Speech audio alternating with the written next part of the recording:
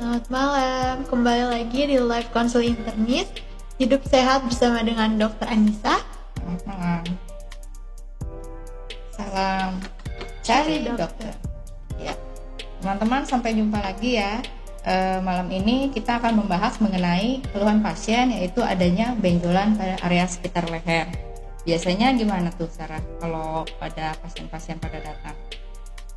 Itu dia biasanya kayak mengeluh, kayak bengkak lehernya, dok.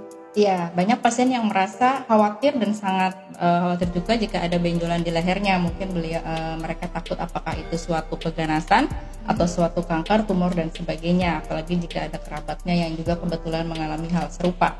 Nah, jadi ada beberapa informasi bahwa tidak perlu terlalu khawatir juga, namun juga jangan sampai kita terlewat jika memang ada gejala-gejala yang harus diperhatikan ya. Jadi saat ini mungkin bisa dilihat bahwa massa di leher atau massa adalah suatu mass, yaitu adalah benjolan yang teraba di leher mengacu pada ada suatunya benjolan atau pembengkakan abnormal yang dapat terjadi karena berbagai alasan.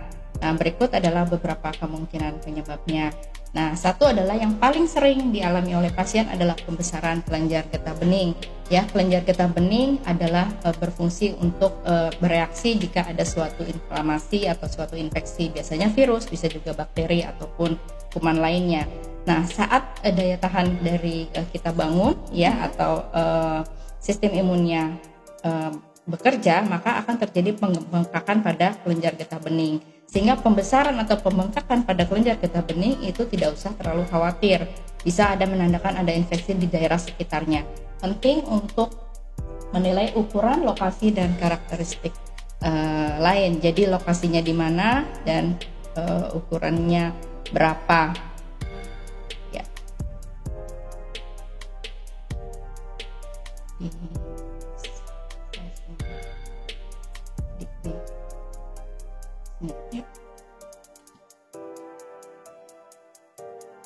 Iya. Nah, jadi pembesaran kelenjar getah bening itu kita harus lihat. Kalau biasanya kurang dari 1 cm, maka itu kita katakan masih normal. Ya, jadi mulai bermakna jika di atas setengah centimeter. Juga lokasinya di daerah mana. Biasa kita lihat di belakang atau di depan telinga, ya. Kita sebut sebagai pre atau post aurikuler, kemudian di sekeliling musculus sternocleidomastoideus atau di daerah leher, ya, kemudian maupun supra maupun infraclavicular. Nah, kadang-kadang juga dokter, walaupun pasien datang dengan keluhan di daerah leher, biasanya tetap akan memeriksa sampai ke daerah ketiak atau aksila, ya. Nah, untuk melihat juga adakah pembengkakan di kelenjar getah bening di area yang lain.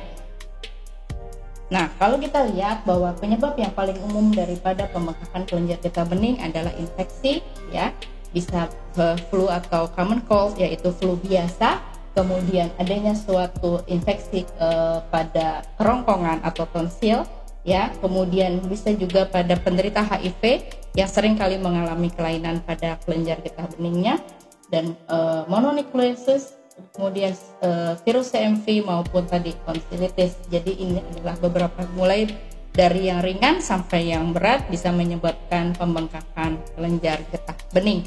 Jadi kita pertama adalah kelenjar getah bening. Kemudian kedua adalah kemungkinan pada pembengkakan atau benjolan pada leher adalah kista. Apa itu kistanya? Kista kalau tadi adalah pembesaran kelenjar getah bening, kalau yang kedua kista adalah berisinya suatu seperti cairan pada jaringan, bisa di seluruh tubuh mana saja. Kalau kebetulan areanya daerah leher bisa saja. Ya, dapat biasanya jinak, tapi kadang-kadang memang bisa berevolusi. Nah, dan karena isinya seperti cairan, kadang bisa disedot untuk salah satu terapinya jika memang diperlukan. Kemudian ada kista-kista lain yang terkait dengan pembentukan cairan yang seharusnya tidak ada di sana, sehingga memang kadang-kadang cairan itu akan menarik adanya infeksi, sehingga kalau terinfeksi bisa terasa nyeri. Ya, jadi kista juga ada yang berupa kista ductus thiroglossus seperti pada gambar berikut. Nah, itu kistanya adalah di area ductus thiroglossus. Ya, jika terinfeksi dapat mengakibatkan inflamasi atau radang yang mengakibatkan nyeri. Nah, ketiga adalah tumor. ya. Jadi satu apa tadi? Kelenjar getah bening. Kedua adalah kista yang cenderung berisi cairan. Ketiga adalah tumor. Tumor adalah benjolan yang berbentuk padat, ya. Meskipun kurang umum, tumor juga bisa terbentuk di leher. Sebenarnya nggak kurang umum sih, namun tidak sebanyak pembengkakan kelenjar getah bening. Nah, tumor tersebut mungkin jinak, namun juga bisa bersifat ganas, ya. Sehingga akan dilakukan beberapa pemeriksaan. Nah, kalau ini apa ini? Ini apakah ini kista? Apakah ini ada yang bisa jawab, teman-teman guys? Kelenjar getah bening ataukah tumor? Iya, agak sulit jika tidak dipegang, ya. Harus dipegang. Adakah fluktuatif? Ya, fluktuatif itu adalah seperti cairan. Apakah ada rasa nyeri atau tidak, dan apakah ada benjolan padat berupa tumor atau tidak. Nah, kalau ini apa? Tumor. Gede soalnya gede. Nah, ini kelenjar getah bening. Iya. Masih ada beberapa, kadang-kadang memang harus dilakukan pemeriksaan USG, ultrasound, ataupun MRI dan CT scan untuk melihat lokasi sesungguhnya, ya. Misalnya seperti adanya kelainan-kelainan di antara tiga tadi. Iya. Kemudian ini apa? Itu kista. Bisa kista, bisa lipoma. Lipoma adalah tumor yang berisi dari jaringan lemak. Iya. Ya, ini di belakang leher, ya, di posterior. Ya. Ini kebetulan, nah ini bukan di leher sih, ya. Oke, nah ini kalau kita lihat, ini juga bisa merupakan pembengkakan kelenjar getah bening, atau bisa juga ini MUMS, ya. Jadi kelenjar di dekat kelenjar ludah, ya. Nah, ini yang tadi adalah tonsilitis atau infeksi daerah tonsil yang bisa mengakibatkan pembengkakan kelenjar getah bening pada area leher, ya. Ya. Nah, ini kalau kita lihat juga ini merupakan kelenjar tiroid, ini merupakan tumornya dari dalam, ya. Nah, ini kalau kita lihat, ini adalah kanker atau tumor tiroid yang bersifat ganas, sehingga sudah apa bedanya nanti kita lihat kapan benjolan di leher kita harus khawatirkan, ya.